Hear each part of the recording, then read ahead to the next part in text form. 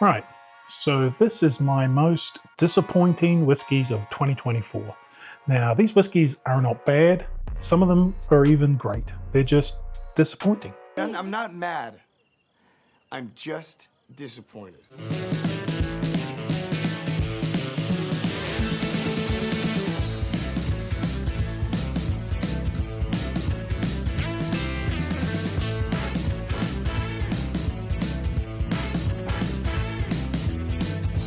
So one of the most disappointing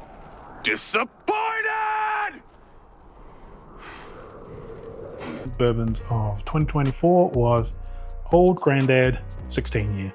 Now, Old Granddad 114 is delicious. It's so good for the price. And 16 year, I thought this could be something really special. Now, when I did hear it was going to be on the lower proof, 100 proof, still only 14 proof different, but let's try this out. Let's have a sample just to see how it goes, jog the memory. I think the main problem is its price. $199, $200. Now, when it first came out, it was a little bit hard to get, but I've seen this all over the place, and it really just comes down to cost. And the fact that the 114 is so good and so cheap at about 36 bucks. On the nose, it's got that peanutty Jim Beam smell. The nose is pretty good. And the palate is it's good too, but it's just not 200 good, you know? And I think the biggest disappointment is just how good the 114 is, and this one isn't. But, you know, I think if this came out at a more reasonable price of 120, it would be fine. It would actually be quite good. But 200 bucks is just a little bit too much. It's a cool bottle. Looks retro. Just unfortunate the price, and it just isn't as special as we'd hoped. And that'll be a theme that runs through this whole video. Like I say, none of these bottles are bad. They're just disappointing. Right, on to the next disappointing bottle. Now this one's a real tough one for me because I have searched for this bottle every year it's come out. Every year I've been in bourbon, this has been one of my top, but not so much this year. Willam Heavenhill, bottled in blonde, 13 year. Once again, it's expensive. It's distillery only. So you got to line up outside Heavenhill to get it. And it's not bad. No way is it bad. It's just on the nose, it's very light, but good. But you know, like I remember lining up for the Heavenhill 17. I got a couple of bottles of that before they, you know, enacted their 1 bottle per. Man, it's just so good. I've got a bottle I'm nursing there, and I've got a backup because that's great. The 15 before it was even better. Now, there was that orange Crusoe one or something that apparently wasn't very good, but I think that's the only miss. And like I say, not a miss, just big shoes to fill.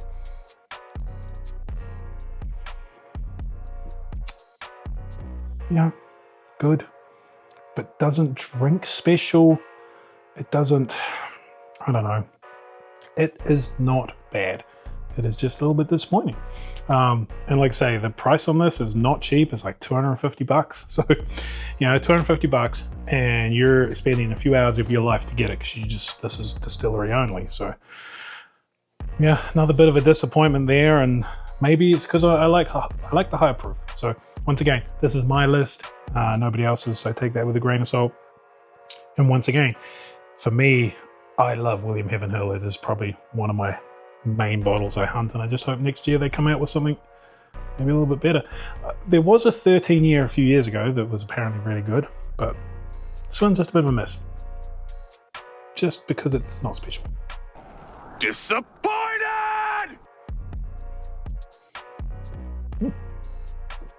Great, but not good, but not great. Anyway, on to the next one. Now, this one might be a bit controversial. When I first tried it, it was very disappointing. It has opened up and it has got good, but I'm still going to put it as a disappointing, and that's the Colonel E.H. Taylor Barrel Proof Rye. Now, there'd been talk about this going around for years. I believe it actually was bottled in 2022, or that's when the glass came from. But I love Colonel E.H. Taylor almost everything, and I love this straight rye. So the barrel proof, man, I was really hoping for just BTAC level awesomeness, you know, like something that would be the BTAC of E.H. Taylor. Maybe even special edition level stuff, but at barrel proof, their barrel proof bourbons, like the 13 this year, man, that basically came first in my top 10. And this has got better. This is one that has opened up, you know, it's crazy how whiskeys open up as they sit in the bottle and air out. They oxidize and they change so much. It's almost some do, some don't. Some get worse, some get better. I've got like a little spray bottle that I wine savor. If it's really good at opening, I try and keep it that way. And if it needs to open up, or I think it can get better, I don't use it. But on the nose, it's really delicious rye. Like I get a little bit of that mint, but it's also got a lot of sweetness on it. And it just gets better and better and better. You know, borderline, thought about not including this one, but maybe just from my initial disappointment, but that is still really good. Yeah, that's really good. Maybe that doesn't deserve to be. Every time I drink it, it gets better. No. Well. Every time I drink it. And man, I am going to take this off the list. Forget it. Delete. This one's good. No, I was disappointed when I first opened it, so disappointment. But this is getting better. So if you've got a bottle of this and you first try it and you don't like it, just let it sit. Pour out a few ounces and let it sit for a while. Because the rye and the sweetness is really starting to come together a little bit more. And the flavors have just increased. Like when I first tried it, it just didn't really hit me. It was being very flavorful at all, but man, that's good. Okay, on to the next one. This is the next one. Now, I won a lottery to get this, $200. And for the people that tried to go there on day one, it was hours wait and a huge line. Penelope, this guy's the Founder's Reserve. Now, don't be confused about the Reserved Estate or the State, whatever. This one is a wheat whiskey. And this had so much promise if it wasn't a wheat whiskey. This may be the best wheat whiskey that there is to buy, but it is still a wheat whiskey. Now, not a wheated bourbon, a wheat whiskey. So that means it is at least 51% wheat, not like a wheated bourbon like Pappy's or anything like that. But this is owned by MGP. MGP owns Penelope. And MGP, man, they have got some smoking good stuff. They literally created like the classic stuff from Smooth Ambler and, Bella Mead. They must still have some of that stuff. So when I heard they were bringing out their flagship thing in this gorgeous bottle, limited supply, and then I heard wheat whiskey. Oh, okay, well, maybe it's amazing. And maybe it is. I don't know, man, but is it better than Bernheim's? Yes. Okay, so it's not that many wheat whiskies on the market, and there's probably a reason for that. They're not that good. Wow, so on the nose, it's just got a really weird... What the hell is even that? Almost sort of like a chemical-y smell. It's not bad. It's very hard to describe. The whole thing's hard to describe because I don't drink wheat whiskies. I got a Bernheim up there. I never go back to it. It's fine. It smells, it's got a lot of sweetness on it.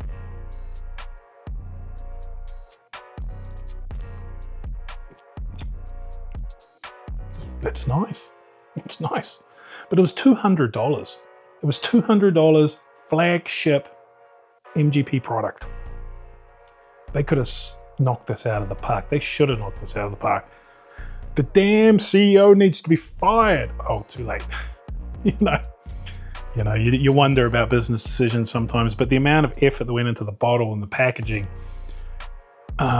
big call, you know, big cojones to bring out a wheat whiskey, to not bring out a bourbon. And it didn't pay off. Just didn't pay off. So yeah, real big disappointment here. Like it's still a good bourbon. Sorry, it's good wheat whiskey. It's probably the best wheat whiskey there'll ever be, maybe. But it probably tells me that I don't like wheat whiskeys.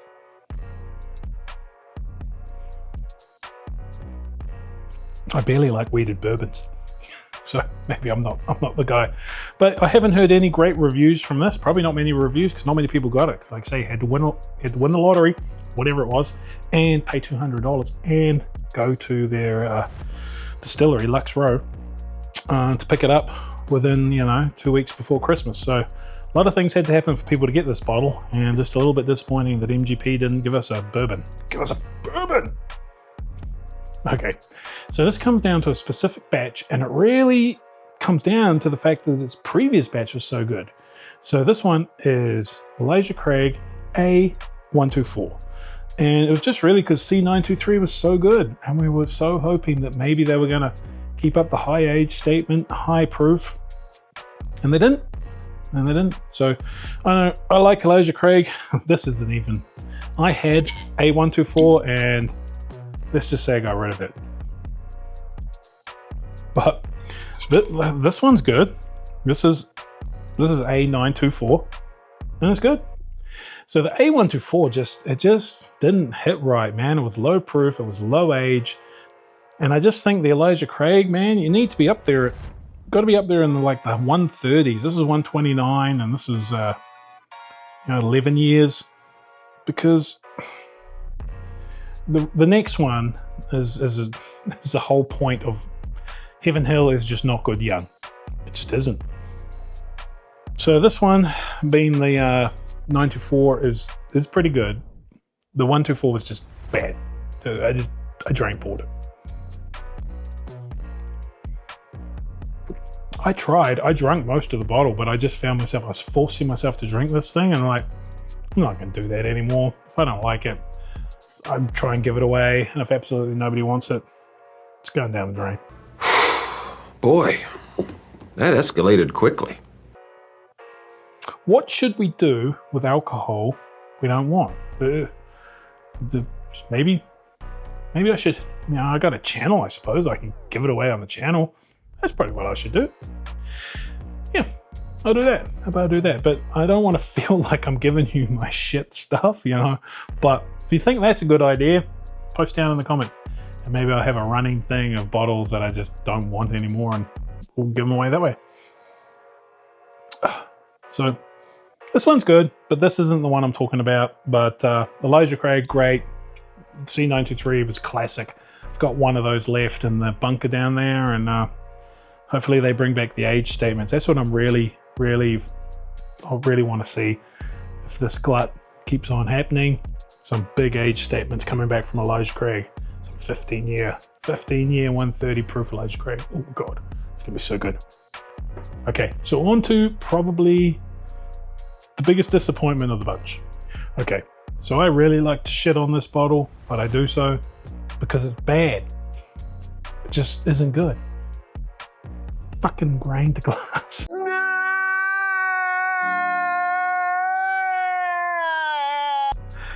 Now, this is the rye, and it is good, got to admit.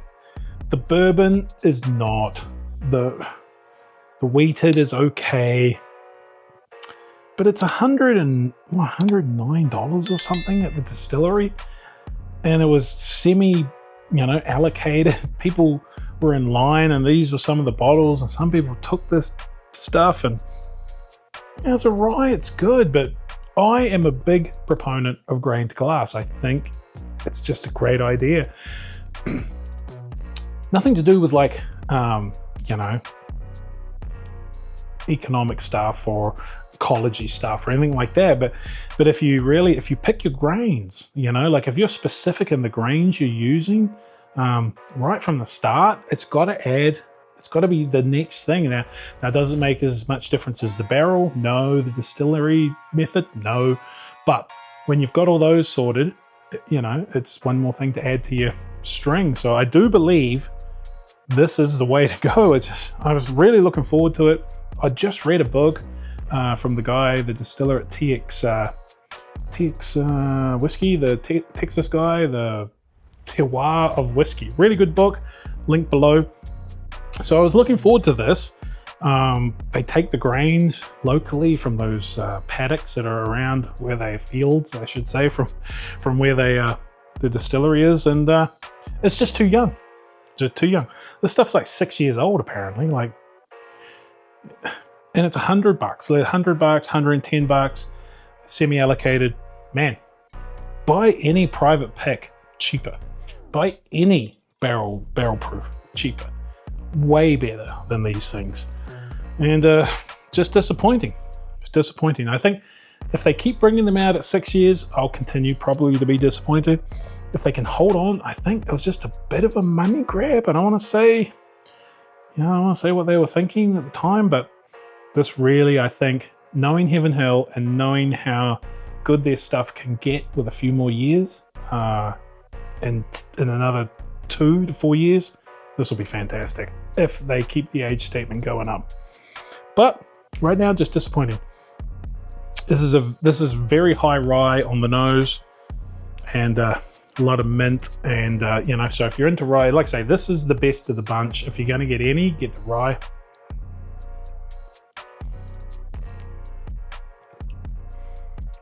And it's good. It's a really spicy, minty rye. So if you're into that, this is a good rye. But it's not. It's a medium good rye. It should be $60. It shouldn't be at the most. You know, it shouldn't be $100. So, if that's what it cost to put out a 6-year-old rye at $110, well, that's not sustainable. It's not going to work. So hopefully they weren't trying to prove that. I don't know. But you know, you got Still Austin doing grain to glass, you got Frey Ranch doing grain to glass. They're doing great stuff, and I don't know. Just hopefully Heavenhill, which is one of my favorite distilleries, and they make some amazing stuff, can get their grain to glass a little bit more sorted. So those were my disappointing whiskies of 2024. So what were yours? You know, anything disappoint you? I don't like doing negative videos, and like I say, I hope this doesn't come across as too negative. It's not like these are bad whiskies in any way, shape, or form. They just didn't live up to my personal hype. So Disappointed! more, it's not you, it's me. So anyway, like, subscribe, comment, follow, all that stuff, and we'll see you next time. Dave out.